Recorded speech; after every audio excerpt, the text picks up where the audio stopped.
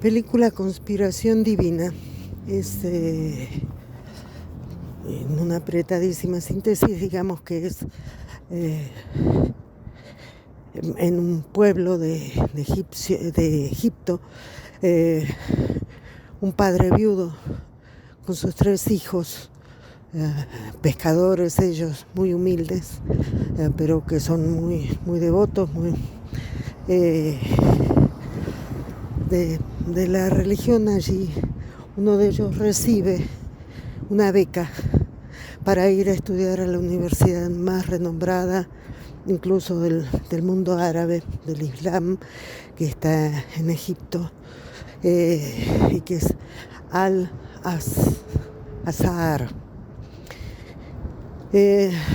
Bueno,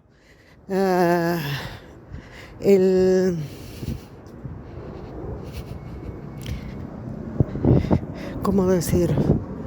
El sacerdote, aquel que está a cargo de la mezquita del pueblo, donde dice, bueno, no podés negarte porque Dios, Alá, te han elegido. Entonces, bueno, nadie se opone a eso, incluso el padre, que para él era muy importante que le ayudaran en toda esta actividad de la pesca, y que comenta que él era el más inteligente de los 3 hijos y que la madre siempre lo mandaba a la escuela que se encuentra allí en la mezquita, y él era muy inteligente y sabía cómo manejarse con toda la cuestión esta de estudiar. Entonces él, ni bien llega a la universidad,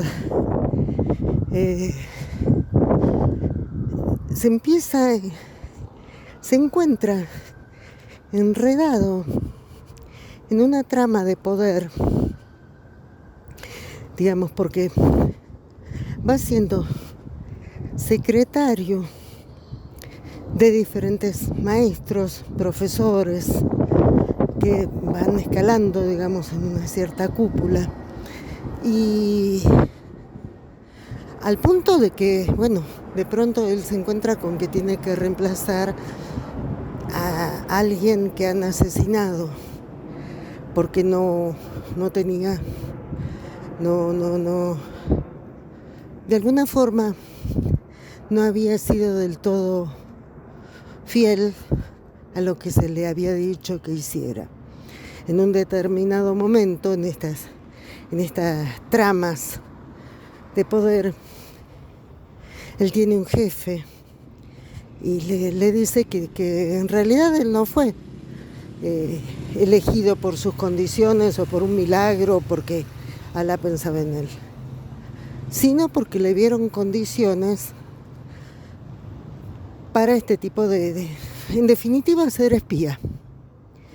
Bueno, él realmente es muy inteligente y va zafando de estas circunstancias que de pronto lo pueden meter en un brete donde pueda ponerse en juego su vida, y a la vez va jugando las cartas de forma tal que va favoreciendo a los que están en el poder, y él también entonces va escalando, por así decir, posiciones, ¿no es cierto?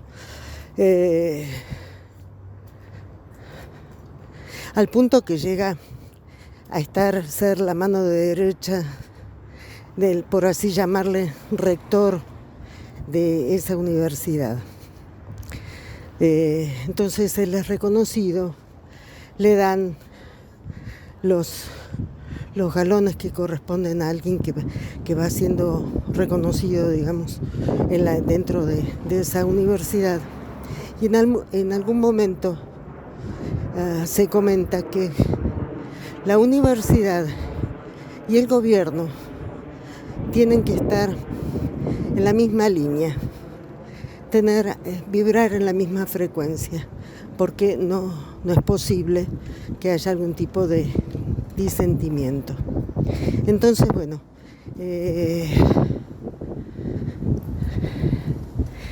¿qué podemos decir de todo esto? Sino que es una gran denuncia al presidente que está hoy en el gobierno, presidente de Egipto, que fue ministro de Defensa y que estuvo a cargo de lo que sería el servicio de inteligencia de Egipto, y ahora está haciendo, es el presidente. Entonces, sin ningún tipo de, digamos, de subterfugio, sino que directamente el director cuelga la foto del presidente actual y de todos los tejes y manejes, aprietes que se dan dentro de ese sistema para lograr todo esto, ¿no es cierto? Entonces, ¿qué es lo que vemos acá? Vemos toda esa trama de poder que se ejerce contra el ser humano y que en donde se juega la vida y la muerte. O sea, la amenaza de muerte como disciplinadora, la amenaza de muerte como que si no estás con nosotros y entras en este juego del poder, de no perder el poder, digamos, ¿no? De ir sometiendo logrando los éxitos, incluso matando, ¿no? Entonces, esa amenaza de muerte como disciplinadora es la que lo lleva a este joven a entrar en ese juego. Y cuando él regresa a su pueblo natal, todo el mundo como que le rinde pleitesía, porque teóricamente él era un elegido de Dios, de Alá, y que era extremadamente inteligente. No es el caso, pero él entra en ese juego. Entonces, la denuncia de esta película, de este director, por medio de la película, nos muestra cómo la religión somete, incluso con estas ideas, ¿no? De que de acuerdo a los escritos, a lo que está establecido en el Corán, lo que está dicho da lugar a diferentes interpretaciones, y de acuerdo a cómo se interprete, habilita a determinados tipos de decisiones o manejos, o como sea, ¿no? Entonces, ¿cómo se somete al pueblo, un pueblo pobre, y a la vez nos muestra cómo la casta dirigente tiene acceso a los avances tecnológicos, la calidad de vida occidental más importante, cómo se mueven, o sea, el poder adquisitivo que tiene esta casta dirigente, mientras que el pueblo está sometido, porque es eso lo que le toca vivir. Hay que sufrir en esta tierra para tener en el más allá una vida plena, feliz, ¿no? A la luz de Dios. Entonces, me lleva a esas discusiones que se tienen y que, por lo que veo, se dan en las tres religiones monoteístas. La interpretación que se le da a las escrituras, ¿cómo puede cambiar? Porque eso no solamente lo tenemos en el Islam, también está en la religión católica y en la religión judía. El caso princeps, el ejemplo princeps de todo esto es la Edad Media, cuando se discutía de pronto qué cantidad de ángeles podían caber en un alfiler, en la cabeza de un alfiler, o cuando se discutía el sexo de los ángeles. Ese tipo de discusiones ya hasta del orden de rayando en lo ridículo, digamos. Pero sí, es real, eso pasa, eso se juega. Entonces, tomo acá los conceptos del doctor Néstor Brownstein cuando nos establece las posiciones subjetivas. Posiciones subjetivas que son aquella cuando se sigue a rajatabla, al pie de la letra, todo lo que como tiene que ser, ya sea un dictador que establece determinadas formas de vida, o la religión, o incluso puede ser una familia que establece cómo uno tiene que vivir, o bien la moral de una determinada época. Las mujeres tienen que hacer esto y lo otro, y los hombres así ya está. Es más, cuando me casé allá en los años 70, y no estoy hablando del casamiento religioso, estoy hablando del casamiento civil, donde allí se establecía el sometimiento de la mujer al hombre. Las frases típicas, ¿no? Que tiene que establecer el mismo domicilio, en el domicilio conyugal, que tiene que llevar el apellido del hombre, poniendo delante la preposición de, como siendo objeto de, no propiedad de alguien. Bueno, baste revisar un poco la historia de esa época y nos vamos a encontrar con muchísimos más ejemplos. Entonces, esa postura ortonoica, cuando uno se ve compelido a seguir sí o sí lo que establece, lo que se establece, sean escrituras, sea la religión, sean las costumbres, como sea. Eso, de acuerdo a los trabajos que vamos realizando de investigación y supervisión en nuestro grupo Moebius, eso generalmente conduce a lo que es la paranoia, otra de las posturas subjetivas establecidas por el doctor Brownstein. Pero no es la paranoia exactamente la de la psiquiatría. Estamos hablando de la paranoia como posición subjetiva, aquella que es tanto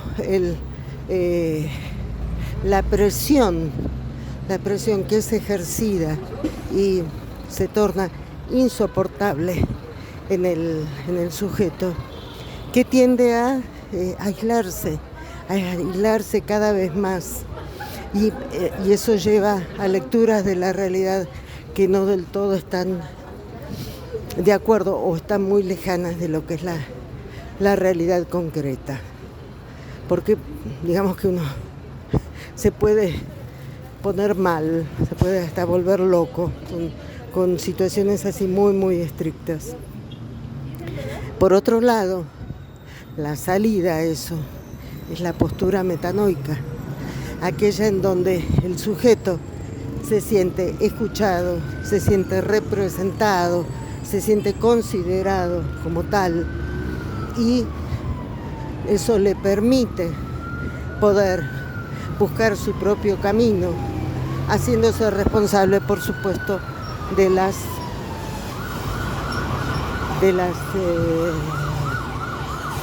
consecuencias de la decisión de sus actos, ¿no? De la responsabilidad que asume por tomar determinadas decisiones. Entonces, en esta estructura de poder, lo que nosotros podemos establecer como la presión, la amenaza de muerte que se puede cernir sobre determinado sujeto o poblaciones enteras, es disciplinadora. Entonces, entre morir y vivir, se elige vivir sometiéndose a eso, pero vemos que eso conduce a la locura, de acuerdo a la lectura que estamos haciendo del doctor Néstor Brownstein, de lo que como la ortonoia puede conducir a una paranoia, establecida en los términos que acabo de decir. Otra forma de disciplinamiento y de esto, ¿no? De poner al sujeto contra la espada, entre la espada y la pared, es el tema del hambre. El tema del hambre. Cuando realmente se tiene hambre, no se tiene para comer, es la más vieja y más usada de los recursos de disciplinamiento que tiene la humanidad. Matar de hambre a un pueblo, a un sujeto, conduce a esto, a que alguien, con tal de sobrevivir y no morirse de hambre, pueda llegar a ejercer, a hacer lo que no está del todo de acuerdo.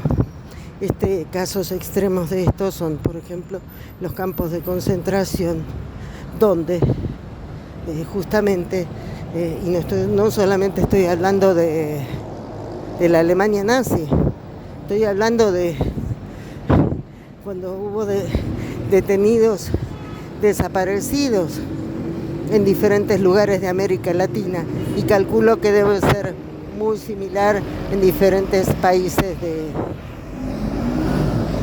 del mundo, donde lo que se da es la denuncia, ¿no es cierto? Denunciar al prójimo con tal de seguir sosteniendo la vida. Entonces es muy jugada esta película. Realmente es la trama es simple, muy interesante, más allá de que nos muestra el modo de vida que se lleva adelante en Egipto.